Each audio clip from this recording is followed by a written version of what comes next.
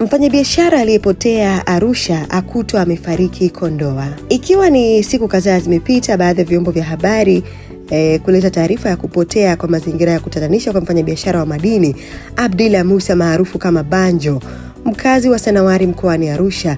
Mwili wake umekutwa katika eneo la Bereko wilayani Kondoa mkoani Dodoma. Taarifa za awali zinaeleza kuwa mwili huo ulikutwa ukiwa umeharibika, hali iliyozua maswali mengi kuhusu mazingira ya kifo chake.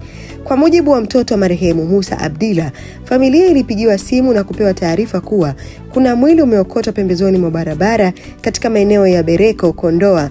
Walipofika eneo hilo walithibitisha kuwa mwili huo ni wa baba yao, huku ukiwa na majeraha ikiwemo kutobolewa macho na kuvunjwa mikono.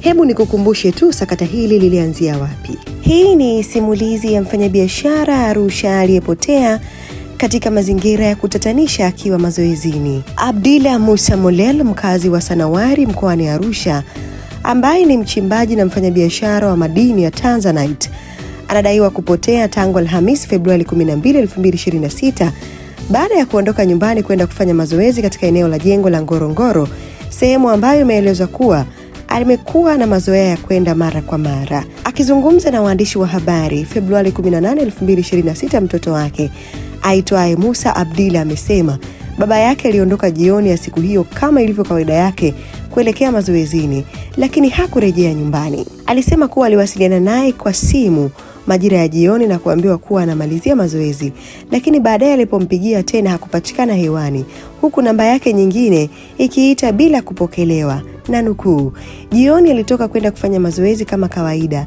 Niliongea naye kwenye simu akaniambia anamalizia mazoezi. Baadaye nilimpigia tena lakini hakupatikana na namba yake nyingine ilikuwa inaita bila kupokelewa, alisema Musa.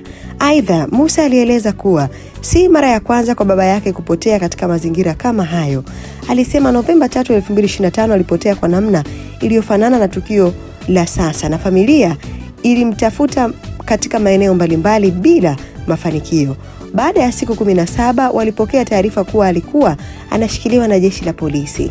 Katika juhudi za sasa za kumtafuta, familia imeripoti tukio hilo katika kituo kikuu cha polisi Arusha na kupewa RB namba ARSRB 1432/2026. Hata hivyo, hadi sasa hawajafanikiwa kumpata. Kwa upande wake, mwanafamilia mwingine aliyejitambulisha kwa jina la Fidelis John alisema kuwa mazingira ya kupotea kwa ndugu yao yanatia mashaka na ameziomba mamlaka husika kusaidia juhudi za kumpata. Hadi taarifa hii ilipoenda hewani ama ilipochapishwa na vyombo vya habari, jeshi la polisi halikutoa taarifa yoyote rasmi kuhusiana na madai hayo, huku juhudi za kumtafuta kamanda wa polisi mkoa wa Arusha ili kupata ufafanuzi zaidi hazikufanikiwa. Hii ni VOT Media, tumechangamka.